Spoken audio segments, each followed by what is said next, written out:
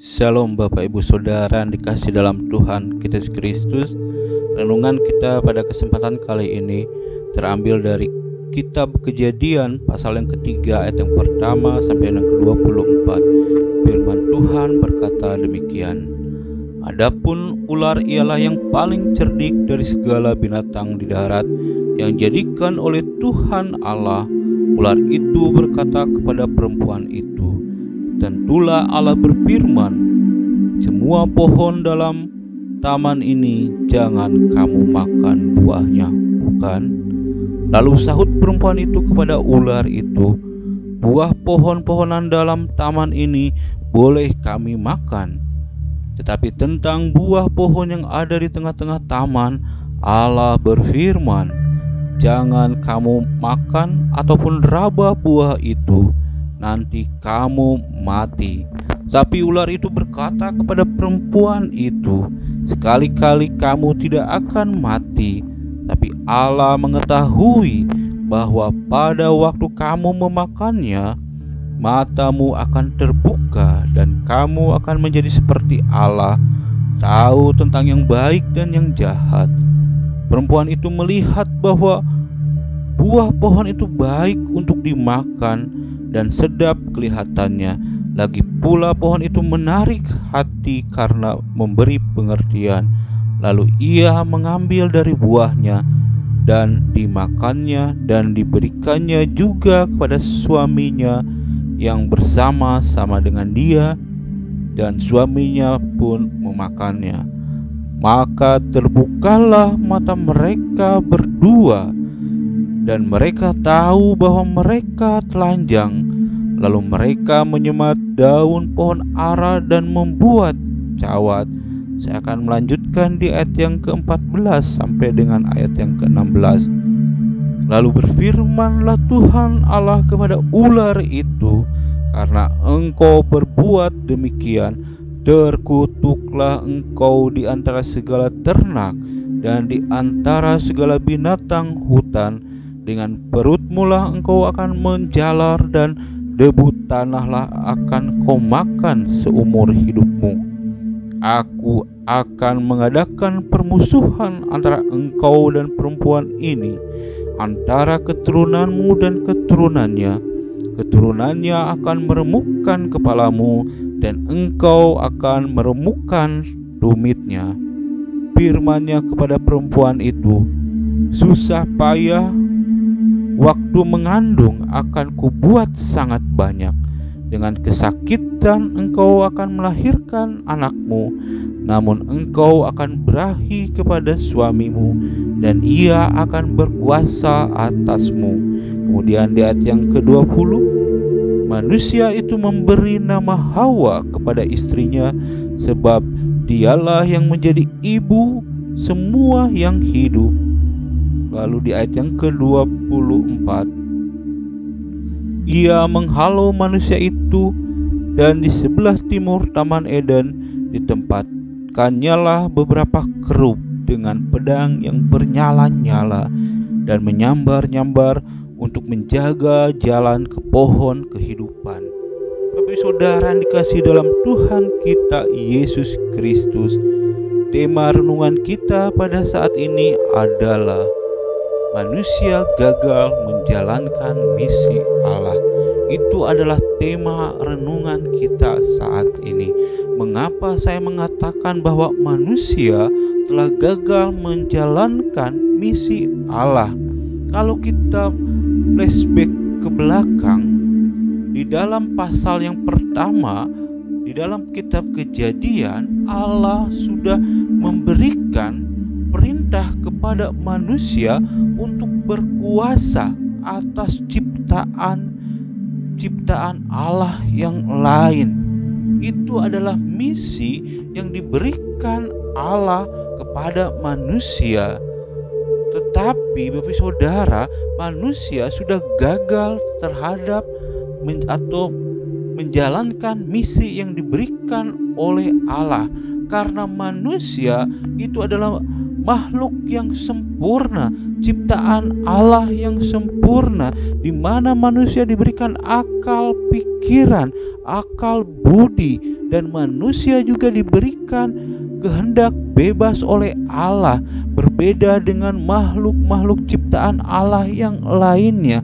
Akan tetapi manusia menggunakan kehendak bebas yang sudah Allah berikan untuk kepentingannya sendiri. Hal itu bisa kita lihat di dalam ayatnya yang ke-6. Perempuan itu melihat bahwa buah pohon itu baik untuk dimakan dan sedap kelihatannya. Di situ, di dalam bagian firman Tuhan ini menunjukkan bahwa manusia menggunakan kehendak bebas yang Allah berikan itu hanya untuk kepentingan semata, sehingga manusia akhirnya jatuh ke dalam dosa. Sebetulnya manusia jatuh ke dalam dosa itu bukan hanya karena mereka makan buah dari pohon pengetahuan, akan tetapi manusia jatuh ke dalam dosa karena ketidaktaatan mereka kepada perintah yang sudah diberikan Allah kepada mereka. Disitulah letak kegagalan manusia menjalankan misi Allah. Akan tetapi Bapak Saudara, sebetulnya Allah bisa saja melenyapkan manusia pertama ketika mereka sudah jatuh ke dalam dosa. Allah sebetulnya bisa saja melenyapkan manusia pertama dan membuat atau menciptakan manusia baru. Akan tetapi Allah itu kasih. Allah itu kasih apalagi terhadap manusia yang sudah diciptakan oleh Allah menurut gambar dan rupanya.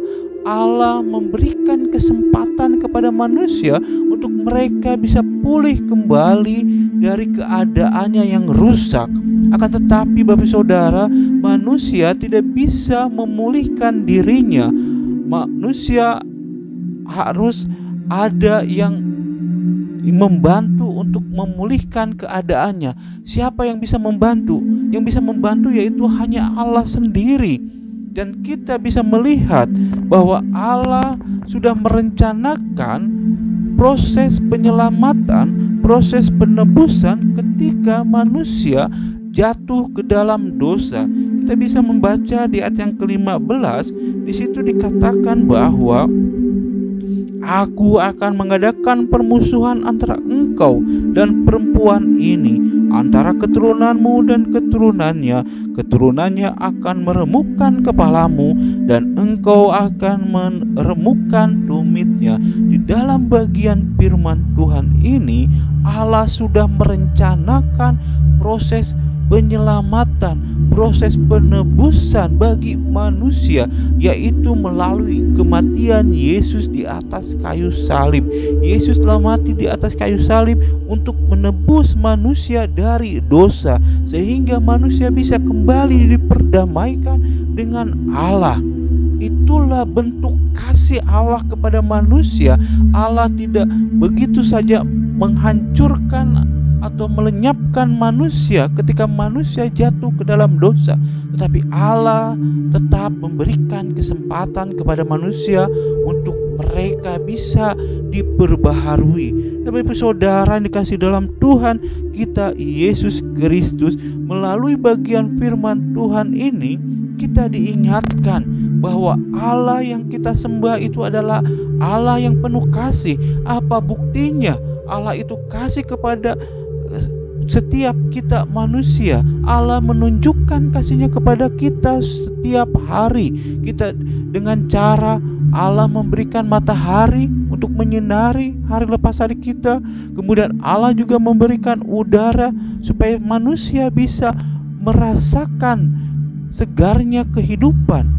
Nah, di situ adalah bentuk kasih yang Allah berikan kepada umat manusia, dan puncak kasih Allah kepada manusia adalah dengan Dia mengaruniakan anak yang tunggal, yaitu Yesus Kristus, dengan cara mati di kayu salib untuk menebus dosa manusia. Itu adalah bentuk puncak kasih yang Allah berikan kepada manusia. Walaupun kita manusia sering melakukan hal yang tidak berkenan kepada Allah, kita sebagai manusia memiliki natur dosa, di mana natur dosa itu selalu berbicara, selalu berkeinginan untuk diri sendiri, bukan untuk kemuliaan Allah. Tapi saudara, melalui kebenaran firman Tuhan ini kita diingatkan dan diajarkan, mari kita kembali kepada Allah ketika kita melakukan hal-hal yang tidak berkenan kepada Allah, ketika kita melakukan pelanggaran-pelanggaran kepada Allah. Mari kita meminta pertobatan, mari kita datang kembali kepada Allah. Seringkali kita menyakiti sesama kita melalui perkataan, tingkah laku kita. Oleh karena itu Bapak Saudara, mari kita mohon kepada Allah supaya Allah tetap menunjukkan kasihnya kepada kita, sehingga kita bisa mengasihi orang lain. Bapak Saudara, kita sebagai manusia memang naturnya adalah dosa, tetapi kita sudah diperdamaikan di dalam Kristus. Oleh karena itu, mari kita syukuri atas anugerah yang sudah Allah berikan kepada kita, atas kematian yang sudah Kristus lakukan bagi kita di atas kayu salib untuk menebus kita dari dosa. Oleh karena itu, mari kita syukuri anugerah yang sudah Allah berikan kepada kita.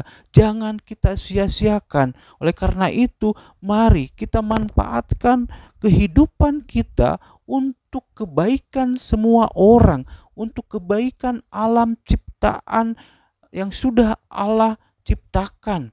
Oleh karena itu, mari saudara, kita saling mengasihi seperti Allah adalah kasih. Oleh karena itu, kita juga sebagai umatnya harus menunjukkan kasih kepada sesama kita. Amin. Untuk firman Tuhan pada kesempatan kali ini, saya akan berdoa untuk kita semua. Terima kasih Tuhan untuk kasih kemurahan-Mu. Terima kasih Tuhan untuk pengorbanan Kristus di atas kayu salib, menebus kami manusia yang berdosa. Terima kasih Tuhan, kami telah diperdamaikan dengan Engkau, dan ajar kami Tuhan untuk kami memanfaatkan hidup kami dengan melakukan hal-hal yang berkenan di hadapan-Mu. Amin.